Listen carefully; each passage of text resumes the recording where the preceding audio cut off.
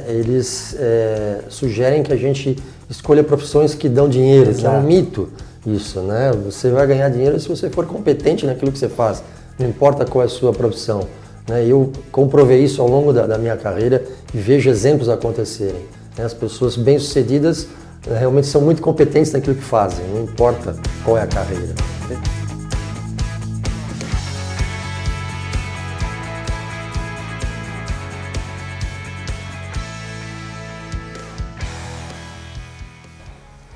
Olá pessoal, tudo bem?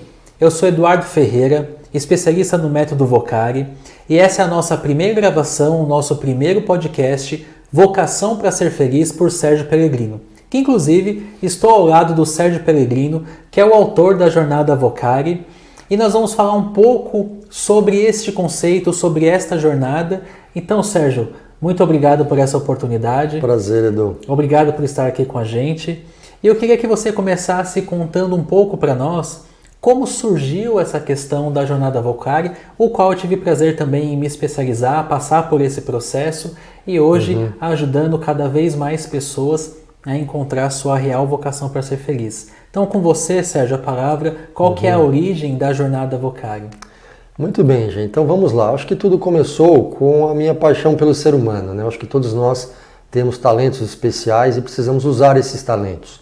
E eu ficava inconformado, né, enquanto gestor de RH, quando participava de processos seletivos, né, seja durante entrevistas finais ou observando dinâmicas de grupo, ver jovens incríveis com currículos fantásticos, com formação em escola de primeira linha, falando mais de um idioma, e durante o processo seletivo não apareciam, né, simplesmente iam embora e a gente não tinha como dar um feedback para esses profissionais. Certo. Não é?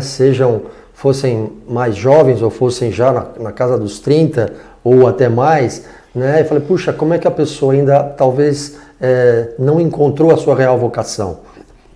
E aí participavam de uma forma sem brilho, né? Sem foco durante o processo, não apareciam. Né? Então eu falei, puxa, tem que fazer alguma coisa nesse sentido.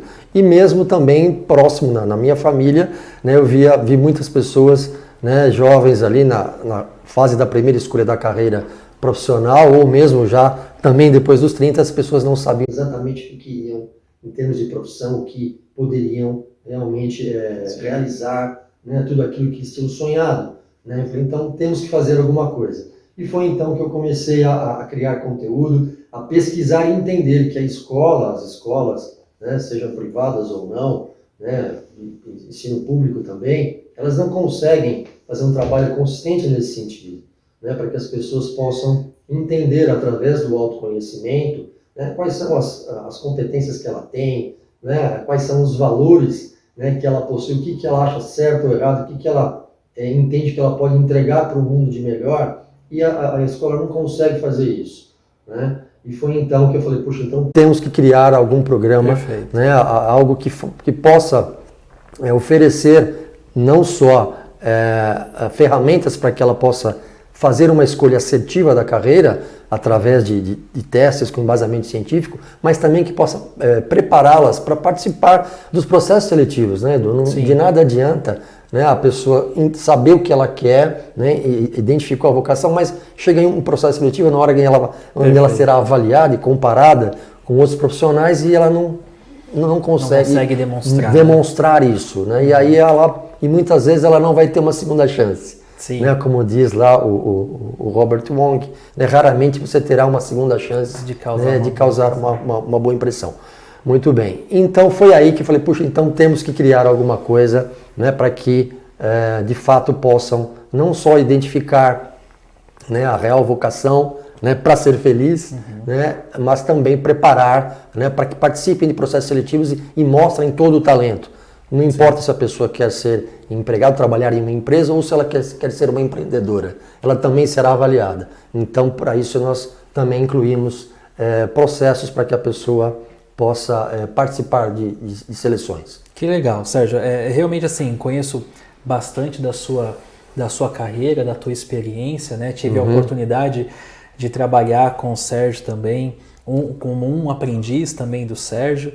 E realmente eu percebo hoje, né, fazendo parte de RH já desde 2010, hoje estou numa diretoria de RH e vejo isso que você trouxe, né? As pessoas têm às vezes currículos incríveis, têm uma boa experiência, até uma boa bagagem, ou já tem um currículo legal e está entrando no mercado de trabalho, mas chega no momento da entrevista, da seleção por competência e não consegue demonstrar o seu talento e pelo que você traz, também é uma questão de falta de autoconhecimento, né? Então, a questão é, o autoconhecimento é uma coisa importante para a carreira profissional, na sua opinião?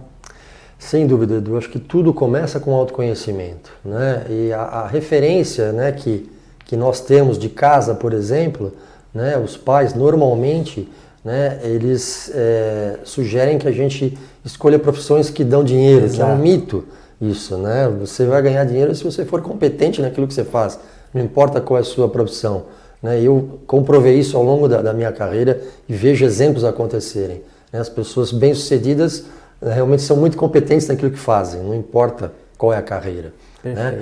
E vejo também, por exemplo, muitos pais ainda, né, que cobram ali dos filhos, por exemplo, que eles sejam bons em alguma disciplina em que ele não é, em vez de focar aquilo em que ele tem de fato talento. Né? Então, o meu filho não é bom em matemática, tá? Mas para todos os outros talentos que ele tem, ele pode ser um brilhante, né, escritor, ou um brilhante cantor, enfim. Né? Então, acho que os pais, né, dão essa referência, claro que às vezes até por falta, né, dessa cultura de autoconhecimento.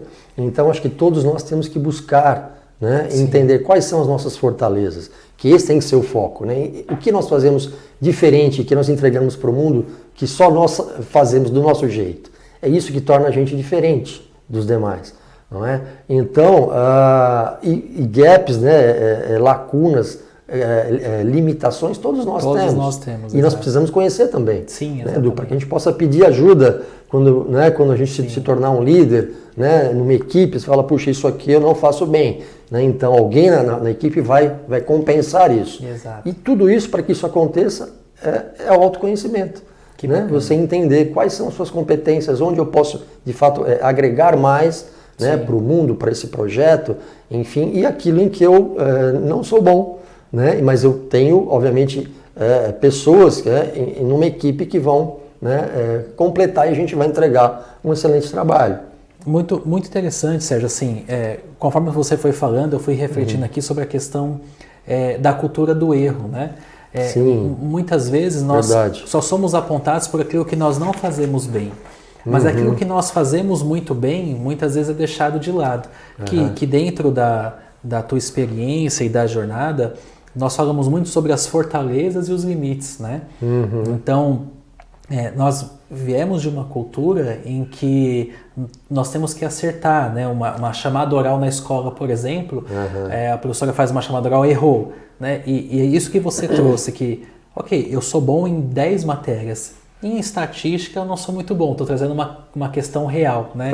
Eu nunca fui bom de estatística, mas sempre gostei de fazer palestras, de falar em grupo, e que outras pessoas não têm a mesma facilidade.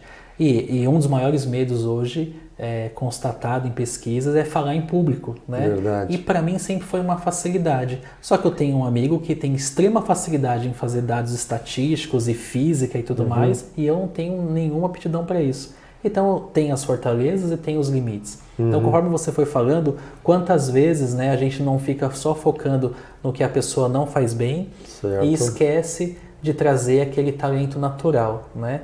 E como você disse, muitas vezes na entrevista tem aquele momento, né? É ali que a pessoa tem que mostrar os seus talentos e a sua vocação, e acaba não demonstrando por vários fatores e principalmente por questão do autoconhecimento, né? Ainda dentro de autoconhecimento, Sérgio, como que a pessoa tem esse processo para ter esse autoconhecimento, né? Eu sei que é um caminho um pouco mais longo, né, em questões de você ir se conhecendo diariamente, né, em cada processo, em cada dia da sua vida, mas o que você tem como sugestão para esse processo de autoconhecimento? Muito bem, é um processo passo a passo, né, que nunca acaba, né, mas tem que ter, eu diria que primeiro a coragem de encarar a si mesmo. Né? De você se descobrir, você pode encontrar coisas talvez que você não goste tanto, né? Que todos nós temos, mas certamente você vai encontrar principalmente as suas fortalezas. E é isso que você vai usar a seu favor na sua vida pessoal e profissional. Então o que eu diria é começar passo a passo, através de exercícios simples, com o primeiro deles, você descobrir quais são os seus valores. Né? Até porque quando você for para o mercado de trabalho, trabalhar numa empresa, hoje as empresas avaliam muito isso, se você tem valores em comum com ela, o que a gente chama de fit cultural. Eles possuem ferramentas com embasamento científico muito alto, um índice de acerto muito alto, em que você faz online, por exemplo, e a empresa vai descobrir, né, se você tem valores em comum com ela ou não. Perfeito. Né? Então eu diria que é passo a passo. Existem vários outros testes para isso, todos com embasamento científico, não é? Tem a própria terapia, psicoterapia, o processo de coaching, né? Tudo isso faz com que você vá se conhecendo, né? Aquilo que você tem de competências, de habilidades, os seus dons naturais, né? Tudo aquilo que pode fazer você brilhar no mercado de trabalho, seja como empregado ou seja como empregador. Que legal, Sérgio. Realmente assim, a gente escuta muito falar sobre valores, né? E nós que estamos inseridos nesse meio, mas nem sempre é tão claro para a pessoa ou até para a própria empresa quais são os valores, né? E muitas vezes nós enxergamos que a empresa tem que gostar de nós, mas também nós temos que gostar da empresa, né?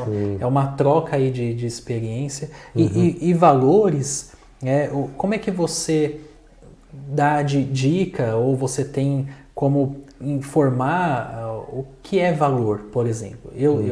Eu tenho como valor principal na minha vida família, né, que é o meu primeiro valor, e eu tenho alguns outros valores que a gente vai discorrer ao longo de próximos papos, mas assim, um valor forte para mim é família. Se eu vou fazer algo que vai afetar a minha família, então é muito fácil para eu tomar essas decisões. Eu acredito que seja isso, né? O autoconhecimento quando você conhece profundamente os seus valores, fica mais fácil, entre aspas, de você tomar algumas decisões. Muito bem. Qual que é a tua visão sobre isso, sobre a importância dos valores definidos? Legal, Edu. Então, assim, o que eu penso? Que a gente consulta os nossos valores a todo momento, antes de tomar alguma decisão. Às vezes até inconscientemente. Isso é certo ou não para mim? É certo ou errado? Aí sim você consulta esse valor para tomar a decisão. Eu vou escolher esse caminho ou não. Né? Eu vou aceitar trabalhar aqui ou não. Né? Então eu até costumo dizer que, inclusive, se você não trabalhar, né, em uma empresa que eu chamo, onde tem o solo fértil, com valores em comuns com os teus, o teu talento pode ser que não apareça lá. Né? Você vai ficar lá por algum tempo e vai perceber que não aparece. Por quê? Porque não tem valores em comum com os teus. Né? Por exemplo, se você tem um valor como qualidade muito alto e o ambiente que você está trabalhando não tem isso tão forte, você vai falar, puxa, tudo que eu faço aqui com extrema qualidade não tem valor ali naquele ambiente. E não vai aparecer o seu trabalho. E aí então vai chegar um momento que você vai... O valor fica congruente e isso começa a trazer uma insatisfação pessoal. Um conflito, né? E aí você vai sair, ou a empresa vai fazer com que você saia, porque é algo incompatível. Portanto, o valor eu diria que é o início de tudo. Né? Em relação ao autoconhecimento, que nunca acaba de novo, a vida toda a gente vai se conhecendo, mas vai ficando cada vez mais claro para nós, né? O que nós amamos fazer, o que nós temos competência para fazer, enfim, aquilo que está alinhado com o meu propósito, com o meu Ikigai, que a gente fala bastante, não é? Aí combinar, né, a paixão, o que eu sei fazer, né, o que o mundo precisa, né, o que eu tenho de fato competências para fazer. Então tudo começa com os valores. Que bacana, Sérgio. Você entrou agora num assunto bem interessante, né? E é uma pergunta que as pessoas deveriam fazer todos os dias, né, como nós mesmos fazemos todos os dias, que qual é o seu propósito de vida, né? Qual que é o seu ikigai, qual que é a sua missão, né? E isso é uma reflexão muito profunda e você ainda comenta dentro do primeiro passo da jornada Vocari, de autoconhecimento, sobre os valores, sobre ikigai, né? O seu propósito de vida, o seu chamado, né? Isso é muito interessante. Sim. E uma pergunta, quando começou essa questão do Vocari, a qual eu me especializei e fiz essa jornada junto, né, foi se eu usava todos os talentos para ser feliz. Né? Então é uma pergunta que mexeu bastante comigo, e a pergunta é: você sabe me dizer se você usa todos os seus talentos para ser feliz? Né? Porque você também falou sobre a questão da escolha da carreira, né? A carreira que dá dinheiro, e eu acredito, e a gente vê muito isso no mercado, né?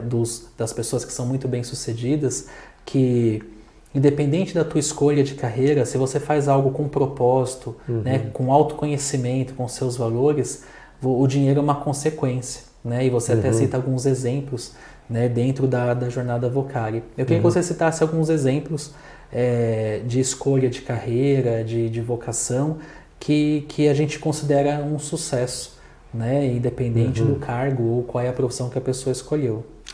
Muito bem, antes até de eu dar o exemplo, Edu, estava aqui me lembrando, e eu acho que é algo tão importante, né, que assim, eu penso que essa pergunta, né, de se você está usando todos os seus talentos para ser feliz, imagina que desperdício seria, né, você ter alguém ali que tem um baita talento que ela não descobriu ainda, e ela poderia ser um profissional fantástico numa área, só que ela não explorou aquilo. Sim. Por falta do autoconhecimento. Né? De repente um ator brilhante, um cantor brilhante, um médico fantástico, um advogado incrível, mas ela não descobriu isso ainda. Então imagina o desperdício que seria. Sim. Né? Então isso me incomoda muito. Essa paixão que eu tenho pelo ser humano, acho que tem a ver muito com isso. Fala, puxa, então você tem que usar os seus talentos, os seus dons naturais para ser feliz. Né? Exemplo, né, que podemos dar em termos de escolha, né, de carreira, e que tem-se até hoje, né, um mito de que é uma profissão que pode ser que não dê dinheiro, né, não seja bem remunerada, a profissão de professor. Né? E a gente dá como exemplo, durante a jornada, o Mário Sérgio Cortella, né, que é um professor, né, universitário, mas é um grande escritor, palestrante, incrível. Então, esse mito cai por terra. É verdade. Né? Um outro exemplo que eu posso dar, por exemplo, pessoas que amam educação física. Falar, mas professor de educação física? Não, e tal. Mas você pode ter sucesso sim, por que não? Você pode ser um técnico de um esporte da seleção brasileira. Exatamente. A formação dele qual foi? Educação física. Perfeito. Né? Perfeito. A mesma coisa aconteceu, eu já ouvi, né, pais de jovens, no caso focando aí agora os mais jovens na primeira fase da escolha da carreira, né, a filha estava apaixonada por psicologia, mas aí os pais falaram, puxa, mas psicologia, né, não dá dinheiro. De novo aí o mito. O jargão, aí, né? Mas aí você fala, não tem nada a ver. Né? A pessoa com formação em psicologia, ela pode ser uma gestora de pessoas, pode ser uma gestora da área de seleção de talentos de uma empresa, né? Um gerente de talent acquisition, de aquisição de talentos numa grande empresa, né? Hoje tem uma média de remuneração muito boa. Né? Então isso é muito relativo. Que legal, Sérgio. Eu acredito nessa linha também. Esses exemplos que você trouxe, por exemplo, de professor, né, acabou se tornando um modelo mental, né? E eu espero que a gente tenha a oportunidade de conversar sobre isso num próximo podcast. Né, que nosso tempo é curto, mas é de uma grande valia você falar sobre esse autoconhecimento. Mas isso se torna um modelo até limitante, né? As pessoas deixam de escolher a carreira por influência de remuneração. Perfeito. Sendo que independente da área, se a pessoa faz com propósito, ela conquista a sua dependência financeira e com certeza vai ser muito mais feliz, porque está fazendo aquilo com que se identifica, com que usa os seus talentos, né? Então, muito legal você trazer isso. E quem sabe, num próximo conteúdo, a gente possa falar um pouquinho sobre esses modelos mentais que são formados desde a nossa infância, né? E a gente acaba absorvendo isso como uma verdade. Então, o modelo mental de que o professor não ganha dinheiro, né, é um modelo mental seu, ou isso é uma imposição de modelos da sociedade, né? E aí, como que a gente faz para ter modelos mentais que potencializam e identificar os modelos mentais que te bloqueiam, né? Então, isso é extremamente interessante. Muito bom. Mas, muito bacana, Sérgio. Você tem mais alguma coisa para colocar sobre autoconhecimento? Alguma coisa que você acredita ser importante dar como dica para as pessoas? Olha, é um assunto que nós poderíamos ficar o dia inteiro falando aqui, né? Mas eu acho que é importante dar os primeiros passos, é criar a coragem, não é, de encarar a si mesmo, né? Como eu disse, você pode, né, talvez ter aí surpresas que você não goste tanto, por outro lado você vai conhecer, né, fortalezas tuas, talentos, dons naturais que podem, né, trazer aí, né, um nível de realização pessoal e profissional incríveis. Então, o que eu acho importante é dar os primeiros passos, né, fazer exercícios, né, conhecer aí principalmente os valores pessoais, os valores essenciais, e além de outros exercícios que a gente sugere durante a jornada, o próprio Ikigai, descobrir qual é o seu Ikigai da carreira profissional, né, que é uma filosofia japonesa. Você pode ter Ikigai em várias áreas da vida, mas para a carreira profissional agrega demais, né, para que você consiga escolher de forma assertiva, né, aquilo que te faz feliz. Não é? Assim como testes vocacionais com embasamento científico, são muito legais, como o próprio hexágono de Holland, que a gente tem, né, durante a jornada. Então, assim, a minha sugestão, o meu pedido é que você encare a si mesmo, né, você vai certamente colher frutos. Dê os primeiros passos. Comece de forma simples, como tudo, nada muito complexo. Né? Primeiro, descubra quais são os seus valores, né, e vá aí buscando, né, ao longo do tempo, né, de forma que você entenda, né, quais são os seus talentos e qual é a sua vocação para ser feliz. Muito obrigado, Sérgio. Pessoal, então foi um papo rápido, um papo interessante sobre autoconhecimento.